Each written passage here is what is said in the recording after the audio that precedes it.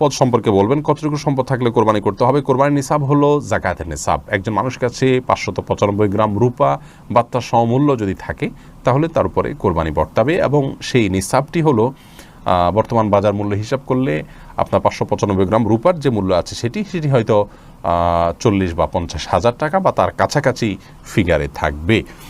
অতএব আপনি কোরবানির নিসাব যেটা জাকাতের নিসাব সেটিকেই ধরে নেবেন।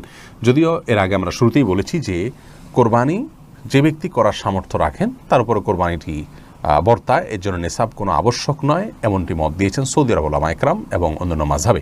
হানাফি মাযহাব বা আমাদের ওলামা ইকরাম বা আমাদের যে স্কুল অফ থট ওলামা ইকরাম ফলো করে থাকেন সেটিতে আপনার জাকাতের নিসাব হলে তখন কোরবানি আবশ্যক হবে বা বর্তাবে।